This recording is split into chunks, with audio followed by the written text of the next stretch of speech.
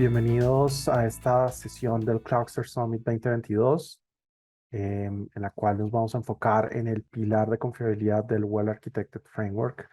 Yo soy Ricardo González, CTO de Cloudster, y bueno, llevo ya bastantes años en esta industria de la arquitectura de soluciones y procesos de desarrollo de software, trabajando en diferentes verticales como telecomunicaciones, marketing digital, gobierno, seguridad, industria financiera, salud, industria. Y bueno, hago parte de algunos programas bajo los cuales apoyo y apoyamos en general a muchas compañías a em, definir y estructurar sus estrategias tecnológicas y de nube. Programas como Microsoft Regional Director, como Black Belt de AWS en seguridad y modernización de aplicaciones. Em, Soy arquitecto certificado de la IASA y de AWS. Y bueno, como les mencionaba, vamos a hablar de uno de los pilares del Well Architected Framework, pero pues primero, ¿qué es ese Well Architected Framework? Es un marco de trabajo bajo el cual eh, se definen las buenas prácticas en el diseño, la implementación y la operación de cargas de trabajo en la nube, agrupando esas prácticas, esas buenas prácticas en 6 pilares. Los pilares de excelencia operativa, seguridad, rendimiento, optimización de costos, sostenibilidad, que es el pilar más reciente que se involucró dentro del marco, y en el que nos vamos a enfocar, que es confiabilidad. El Well Architected Framework está organizado en principios de diseño, unos principios de diseño generales y unos más específicos a cada pilar.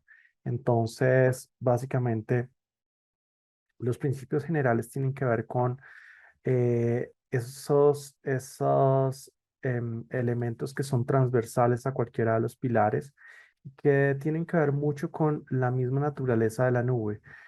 Cuando vamos a la nube, pues podemos hacer cosas que no podemos hacer en el mundo on-premise, y entre ellas están el manejo de la capacidad, de no tener que adivinar esa capacidad, sino que podamos medirla y podemos configurarla muy fácilmente, el poder probar nuestros ambientes, nuestros sistemas a escala de producción, porque no necesitamos hacer inversiones a priori gigantes de todo un ambiente de producción, sino que provisionamos los recursos para la prueba y los eliminamos, y pues no estamos pagando por una infraestructura pues muerta o cesante allí.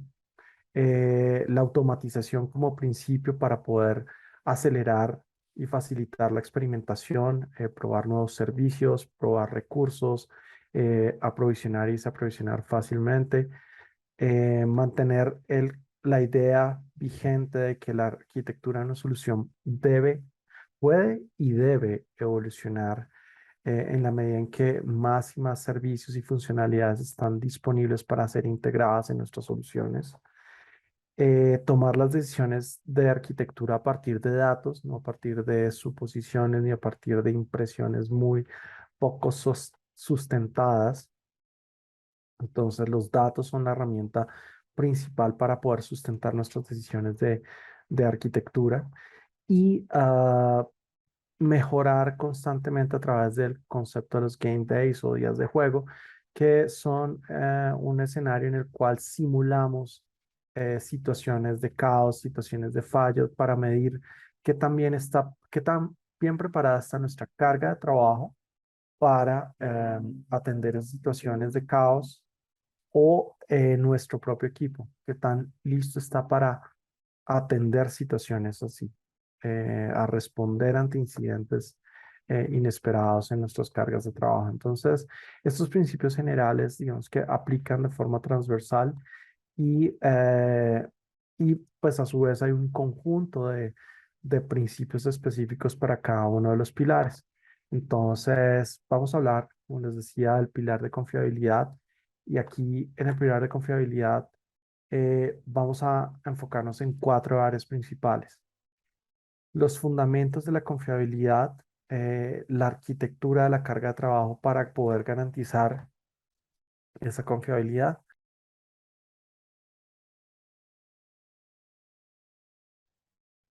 La gestión del cambio como un proceso operativo que puede impactar la disponibilidad de nuestras cargas de trabajo y la gestión de fallos. Entonces, veamos, pues aquí vemos cómo todos estos aspectos están entrelazados y vamos a ver cuáles son esos principios que debemos tener presentes en cada una de estas áreas.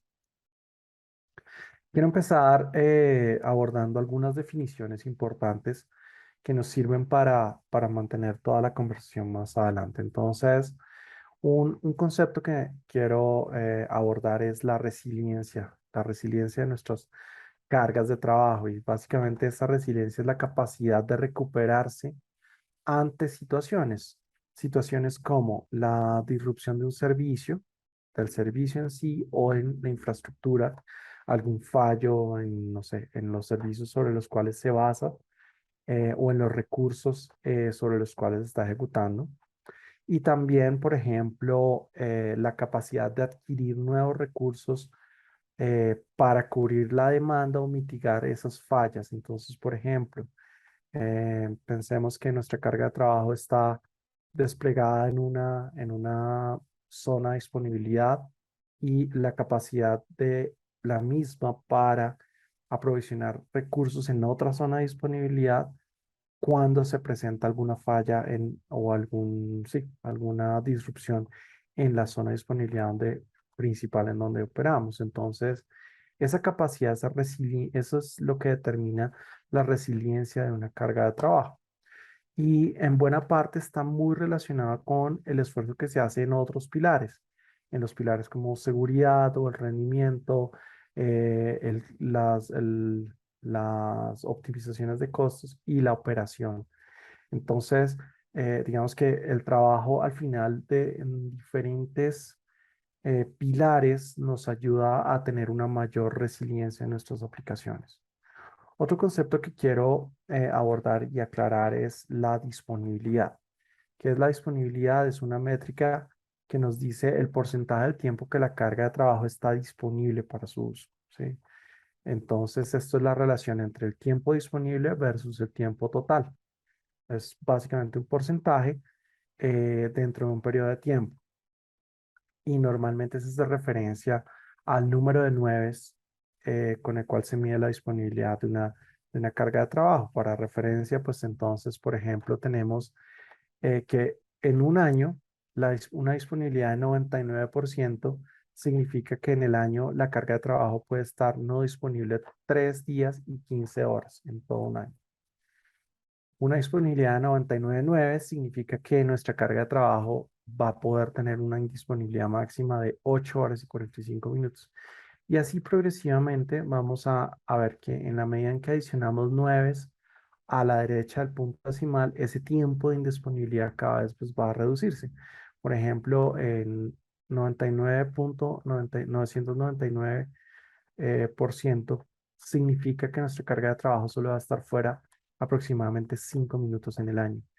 Entonces, dependiendo de esos objetivos de disponibilidad, pues nosotros podemos mapear también el tipo de aplicaciones a las cuales corresponden. Entonces, por ejemplo, si tenemos una carga de trabajo que es más de procesamiento batch, pues está bien una disponibilidad de 99%.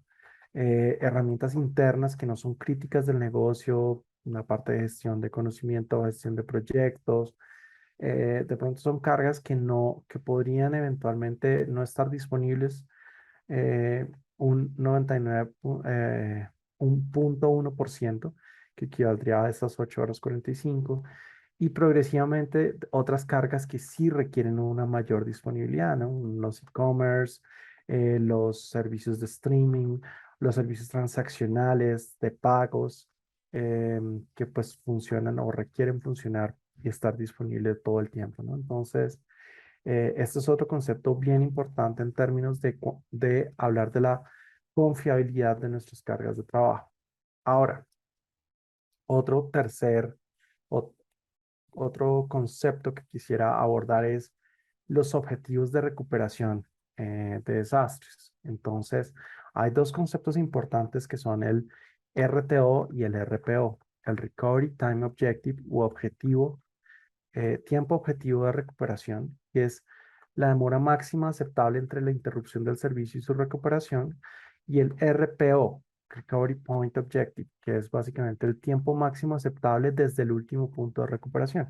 Es decir, hasta qué punto máximo me debería yo tener que devolver para recuperar el servicio, o hasta cuánto puedo perder de operación en un servicio. Entonces, gráficamente, esta es la relación que hay entre un evento de desastre, un incidente, y el RPO, que sería el punto de recuperación. Entonces, este es el valor máximo al que me debería poder recuperar cuando sucede un incidente. Entonces, no sé, si el RPO está definido en 24 horas, entonces, en caso de incidente, yo podría devolverme máximo hasta 24 horas atrás. Significa, por ejemplo, que yo tengo un backup diario de mis datos y ese backup me permite recuperarme en 24 horas o menos. Y el tiempo de recuperación es cuánto tiempo debe pasar máximo para que mi servicio pueda estar recuperado. Entonces, esa es la relación entre el tiempo, el evento, el RPO y el RTO. Listo. Entonces, ¿cuál es la prioridad cuando hablamos de confiabilidad de nuestras cargas de trabajo? El punto más importante es entender la necesidad que se tiene de disponibilidad. Muchas veces uno habla con los equipos y dicen, no, necesito un RPO y un RTO de cero. Ok, pero pues realmente sus cargas de trabajo son tan críticas, son casi de vida o muerte para requerir una situación así. No, pues no todo es crítico, pero queremos tener todo nuestro data center con este mismo RTO y RPO. Entonces, de pronto a veces esa expectativa es demasiado exigente y pues entre más cortos sean los RTOs y más cortos sean los RPOs, pues mayor también va a ser el impacto en el costo que significa poder tener una recuperación de ese estilo. Entonces, es importante que normalmente cada carga de trabajo tiene unos requerimientos muy particulares de disponibilidad y debemos identificarlos claramente, categorizarlos para poder tener una métrica específica de la confiabilidad de esas diferentes aplicaciones, diferentes cargas de trabajo. Entonces vamos a ir recorriendo las cuatro áreas que acabo de mencionar en términos de confiabilidad. Empecemos por los fundamentos. Los fundamentos tienen varios puntos sobre los cuales trabajamos. Uno son la gestión de los límites. Cuando nosotros creamos una cuenta en la nube, vamos a tener unos límites, unos soft limits, unos límites blandos por defecto. Y es que apenas yo abro una cuenta, pues no puedo provisionar 300 procesadores porque pues no es normal. Eso, digamos que debemos tener como un récord de utilización o también hacer una solicitud de incremento de esos límites progresivamente. Entonces, em, la gestión de límites es importante porque yo debo tener una claridad sobre esos límites. ¿Cuáles son los límites que tengo?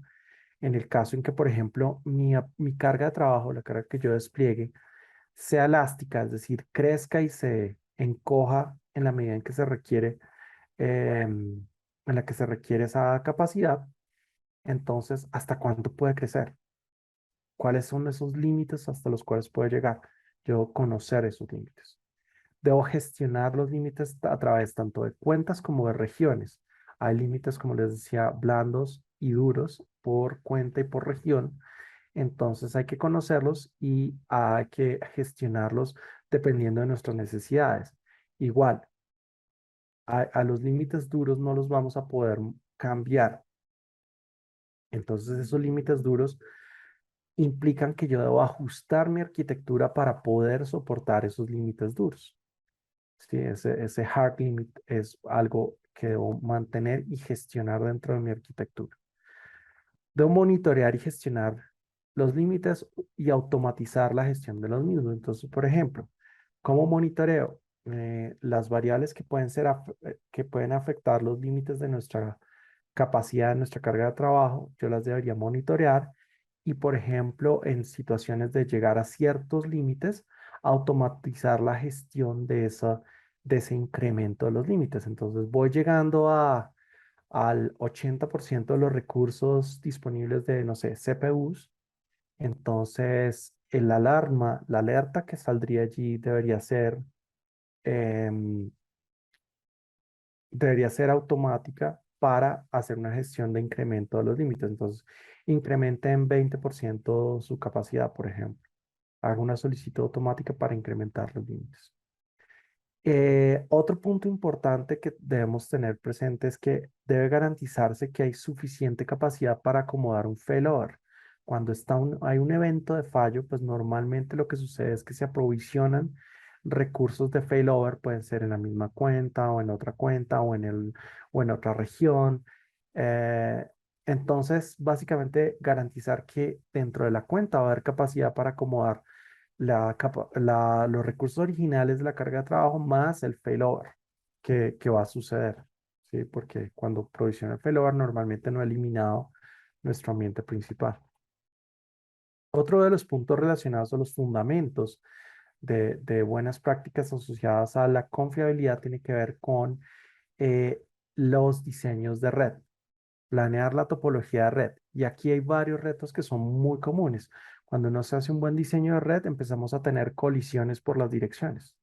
Entonces, es que en la nube pusimos un direccionamiento de red que colisiona con nuestra red on-premise. Entonces, no podemos establecer una conectividad entre las dos redes porque no hicimos un buen diseño.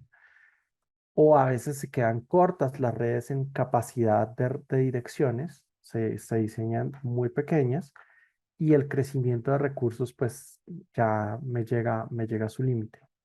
Entonces, estos son aspectos importantísimos a tener presente. Y por otro lado, las buenas prácticas de conectividad entre las redes. Eh, digamos que en su inicio, las redes en la nube, en las VPCs, básicamente se podían conectar entre sí utilizando un concepto de VPC peering, que es conectar una red a otra, estableciendo pues un canal de conexión entre las dos. Pero para conectar múltiples VPCs, eso requería establecer unas arquitecturas en las cuales nos conectamos varios a varios y digamos que em, no es trivial ese manejo, puede ser un poco enredado y pues estamos un poco restringidos por los direccionamientos que pueda haber. Entonces, para resolver pues algunos de estos problemas, están las arquitecturas Hub and Spoke, como el Transit Gateway. El servicio de Transit Gateway nos permite establecer un punto de conectividad que nos permite enrutar el tráfico a los diferentes destinos. De esa manera no necesitamos establecer esas conexiones transitivas entre diferentes redes, sino que podemos utilizar las redes de forma independiente conectadas a un gateway centralizado. Otro de los puntos importantes, después de los fundamentos, que ya vimos que están los límites, la arquitectura, la topología de red, tiene que ver con la arquitectura de la carga de trabajo. Y esa carga de trabajo, la aplicación en sí, cómo podemos tener un diseño que sea confiable. Entonces es importante entender y diseñar claramente cómo vamos a segmentar la carga de trabajo, cómo la dividimos, cómo la partimos, cómo evitamos que sea un gran monolito donde si falla algo, falla todo. Entonces hay diferentes aproximaciones aquí, como desarrollar servicios independientes, arquitecturas orientadas a microservicios, que sean componentes aislados, pero que en conjunto interactúan y se orquestan de tal manera que proveen toda la funcionalidad requerida. Exponer los contratos de los servicios como APIs o como respuestas a eventos son algunas de las prácticas comunes en estas arquitecturas. Entonces, la idea es pasar aunque nuestros equipos tengan un- unas estrategias de entrega continua y de prueba, de integración, prueba y de entrega continua, si entregamos un monolito, pues cualquier cambio no bien manejado puede romper nuestro monolito y puede hacer que todo falle. Estos monolitos también tienen muchísimo acoplamiento y a veces los servicios se diseñan con mucho acoplamiento, es decir, el servicio A depende de B para funcionar, pero a su vez también depende de los datos de B. Entonces, estas dependencias que son así, incluso llegando a los repositorios de datos, son muy malas prácticas que nos dificultan la evolución de todos los servicios participantes. Entonces, las arquitecturas de microservicios nos permiten independizar esos servicios, aislar los repositorios, aislar esas dependencias y establecer mecanismos un poco más sencillos de integración. Entonces, importante contemplar esas arquitecturas de microservicios, ya sea microservicios orientados a APIs, HTTP y REST, o también microservicios orientados a eventos. Entonces, son aproximaciones diferentes, pero complementarias. En esa arquitectura de las aplicaciones también está cómo diseñamos la interacción entre los servicios o entre los componentes de una aplicación. Y aquí tenemos que identificar la arquitectura adecuada de sistemas distribuidos. Debemos definir claramente las dependencias, la manera en que vamos a establecer dependencias entre componentes. ¿Cómo garantizar que las respuestas sean idempotentes? Es decir, que ante una misma entrada yo tenga una misma salida, de tal manera que pueda manejar situaciones de intermitencia de los servicios. Y, por ejemplo, una práctica común que es mantener el trabajo constante de tal manera que cuando haya bajas de carga, no en la retoma, cuando empiecen a volver a generarse la carga, pues no haya ese proceso como de recuperación de inicio en frío, sino que mantener el trabajo caliente es mantener nuestra aplicación respondiendo ante solicitudes, así no sean pues solicitudes directas de nuestros clientes, sino mantener como caliente nuestra carga de trabajo. Entonces, ¿en qué se traduce este tema de las dependencias? Entonces, por ejemplo, pensemos en una carga de trabajo que está puesta en una máquina, en una instancia. ¿Y qué pasa si falla la instancia? Falla todo. Toda nuestra aplicación falla, ¿cierto? ¿Cómo hago un mejor manejo de dependencias? Puedo poner un balanceador enfrente que se encarga de abstraerme hacia dónde va cada solicitud dentro de mis instancias. Entonces, si falla una, es posible que otra pueda responder las solicitudes que están llegando hacia él. Y aunque esto desacopla porque me evita la dependencia de una máquina específica, tiene un acoplamiento en términos de la forma en que se invoca. Esto es un acoplamiento síncrono. Otra aproximación es establecer mecanismos de desacoplamiento basados en interacciones no síncronas. Colas de mensajes es el ejemplo más importante en la cual pues nuestro cliente manda mensajes a una cola, pero pues esos mensajes son procesados en la medida en que los receptores están en capacidad de hacerlo. No simplemente le mando el request cuando llega, sino que él proactivamente, ese nodo es el que va y lee los mensajes que puede procesar.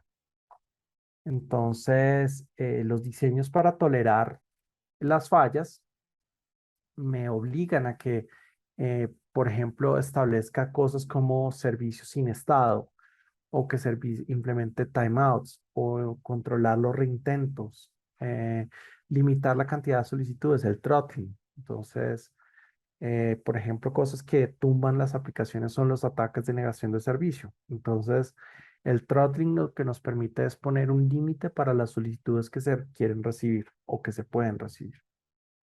Am, entonces, los servicios, una de estas aproximaciones que mencionaba son los servicios sin estado. Sin estado es que, pues, una vez llega una solicitud, la puede atender este servidor o la puede atender este servidor de forma indiferente, porque aquí en estas máquinas no tenemos el estado de nuestra sesión, ni que hizo, ni que ahora se autenticó, sino que tenemos es Es básicamente servicios que no almacenan esa información y por cada request se analizan, por ejemplo, yendo a un repositorio centralizado como una base de datos o un caché, en la cual ese caché pues siempre es consultado y eventualmente actualizado por nuestras aplicaciones. ¿Sí? Una siguiente área de trabajo en la confiabilidad es el monitoreo y asociado a la gestión del cambio. ¿Cómo yo evoluciono mis cargas de trabajo? Entonces, cualquier carga de trabajo no es estática, o sea, ninguna carga de trabajo, ninguna carga de trabajo es estática en términos de su arquitectura, de sus versiones, de sus componentes, de sus dependencias. Entonces, eh, hay que entender que las cargas de trabajo cambian y una forma importante, relevantísima de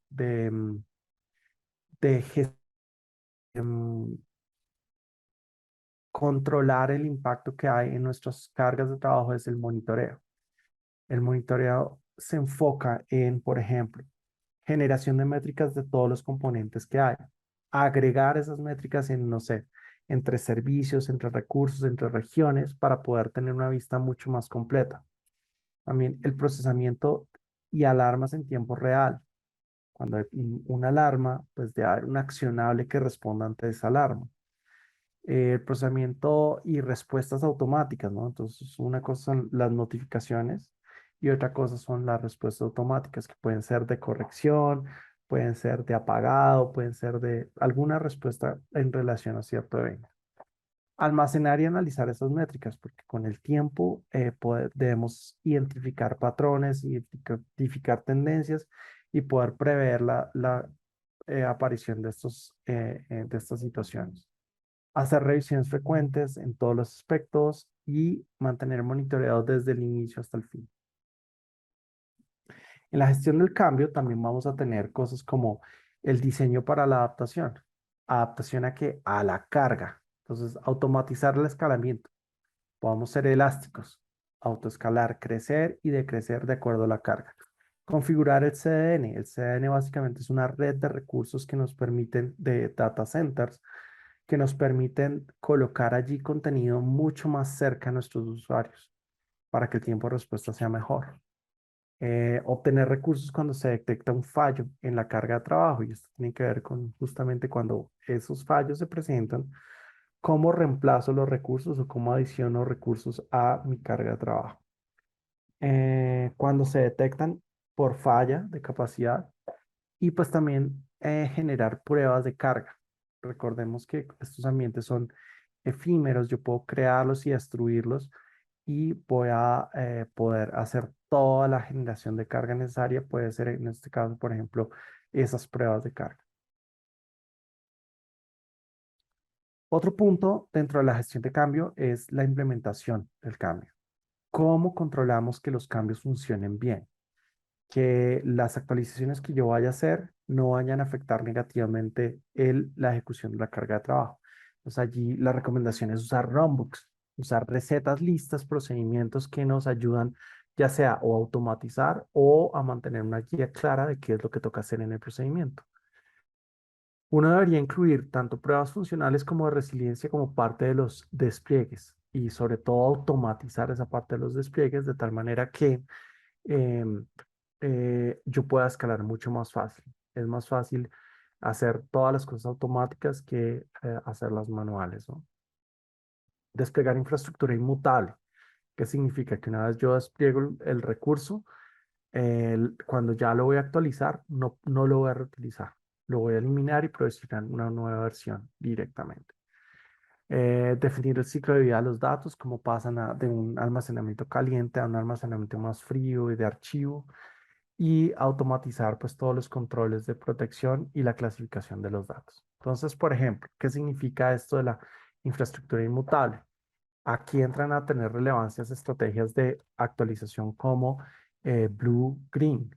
¿Y qué significa entonces una infraestructura inmutable? Que, por ejemplo, nuestro ambiente existente va a estar listo, va a estar aprovisionado y cuando yo quiero colocar una nueva versión, entonces en vez de modificar este ambiente que tengo acá, lo que hago es crear un nuevo ambiente con la nueva versión y empezar a transitar, a colocar tráfico a esos endpoints de nuestra carga de trabajo actualizada. Entonces, a medida que vamos subiendo ese tráfico, ya cuando se verifica que el tráfico funciona satisfactoriamente, entonces ya se puede eliminar esta infraestructura. Eso es lo que hablamos de infraestructura inmutable o, por ejemplo, procesos automáticos em, de recuperación. Otro punto importantísimo es la gestión de los fallos. Y aquí el tema, como lo hemos mencionado en más de una oportunidad, la pregunta no es si las cosas van a fallar, la pregunta es cuándo van a fallar. Entonces, los backups son un elemento clave, nos permite pues identificar y proteger los datos que requerimos proteger. Esos datos, recordemos que los datos en los que nos deberíamos enfocar son los que no podemos recuperar, no podemos regenerar por alguna razón. Entonces, estos backups deben estar asegurados, encriptados, de tal manera que se proteja la información, deberían hacerse automáticos y em, hay otro punto importante que muchas organizaciones no se hacen muy bien y es hacer simulacros, recuperaciones periódicas del ambiente y verificar que efectivamente tenemos todo para recuperarnos. Esto es algo súper importante. A mí, por ejemplo, en mi carrera he visto y he experimentado situaciones en las cuales los backups se hacían diariamente con toda la diligencia, pero no se verificaban o no se hacían pruebas. Y, por ejemplo, en un caso, una vez para un banco hace muchos años, para un banco ellos tenían allá su servicio de backup de su mainframe, de su 390, y un día se dañó un disco. Se dañó uno de los discos que tenían algunas de las tablas de datos. Cuando fueron a hacer la recuperación de esos discos, de esas tablas de datos, se dieron cuenta que los backups nunca habían funcionado, siempre se habían ejecutado, pero habían quedado vacíos por una mala configuración al comienzo y no tenían backups. Entonces, imagínense el problema que significa eso. Tuvimos que hacer una recuperación de los datos a partir de los logs, es decir, tomar los logs desde el momento del fallo y reprocesarlos para regenerar las transacciones que se habían hecho durante el tiempo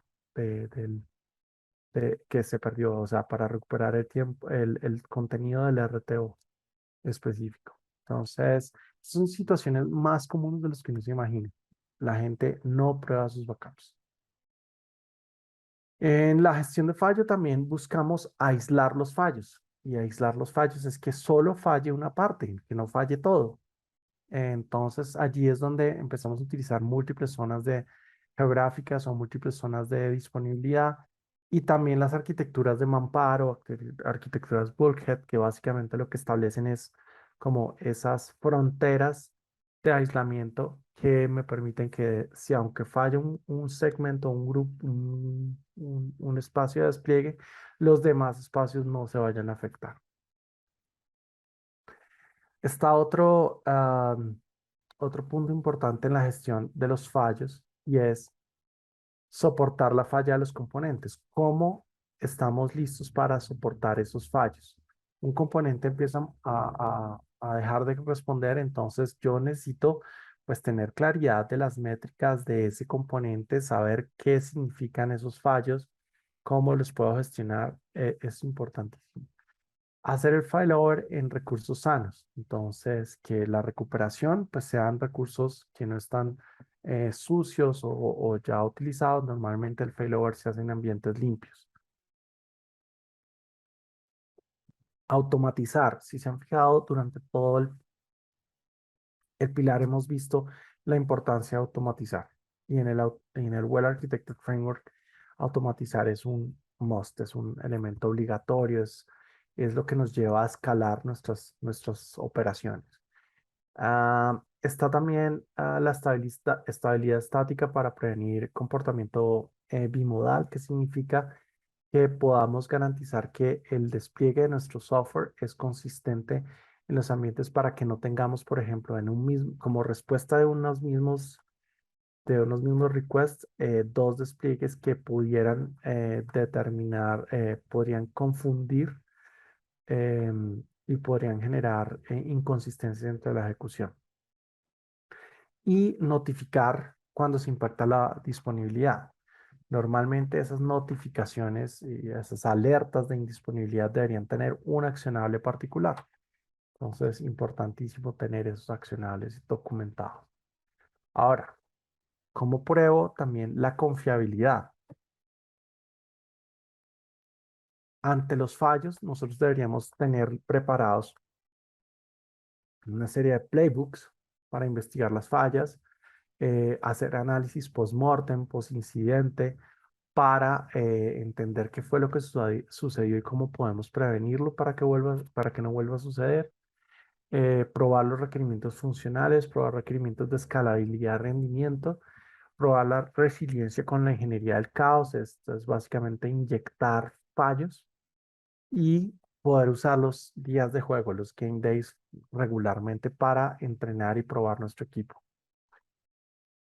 Para la recuperación de desastres, pues esto requiere una planeación clara, unos diseños claros y ahí entonces necesitamos identificar el RPO, usar la estrategia adecuada para lograr ese RTO y ese RPO, probar la implementación, gestionar variaciones de la configuración para la replicación también y sobre todo automatizarla. Entonces, por ejemplo, en términos de esta planeación para la recuperación de desastres, hablamos de las estrategias de DRP. Y en las estrategias de DRP vamos a encontrar cosas como backup y restore. Entonces, yo hago el backup de todos mis recursos para poderlos recuperar en otro ambiente. Normalmente estos tiempos de RTO y RPO son los más altos en un modelo de backup restore.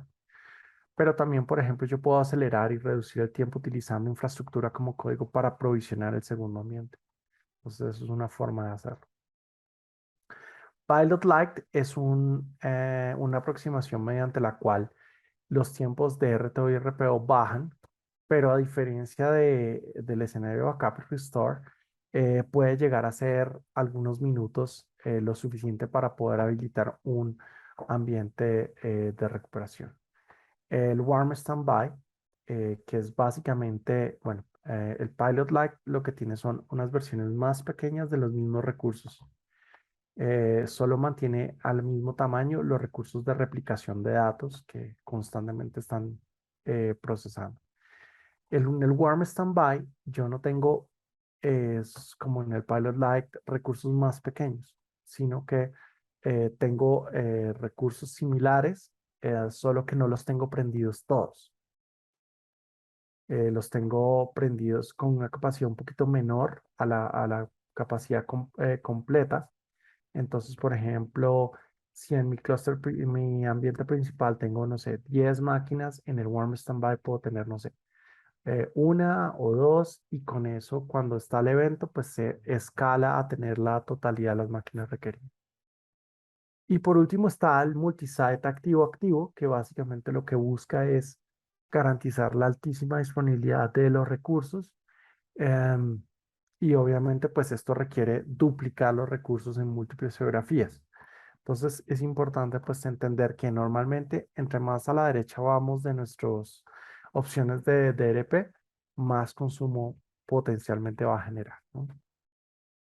Entonces, recopilando las áreas de confiabilidad que les mencionaba, entonces están los fundamentos, donde vimos todo el tema de cuotas, de límites, de la gestión de los mismos, la arquitectura de las cargas de trabajo, en la que vimos, pues, promovemos el uso de microservicios, promovemos el monitoreo como una buena práctica, promovemos la trazabilidad, promovemos el diseño para la confiabilidad.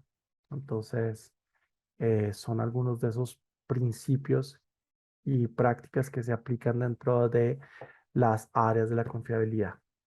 La gestión del cambio y la gestión de fallos, pues estas últimas áreas que las estábamos mencionando en la última parte de la conversación. Entonces, con esto, pues quisiera agradecerles a todos ustedes, a toda nuestra audiencia que está de varias geografías, de México, Colombia, Chile, Argentina, Ecuador, Panamá, Costa Rica. Muchísimas gracias a todos por su asistencia, por su interés y bueno, espero que con esto les haya podido aclarar los conceptos de confiabilidad en el pilar del Well Architected Framework.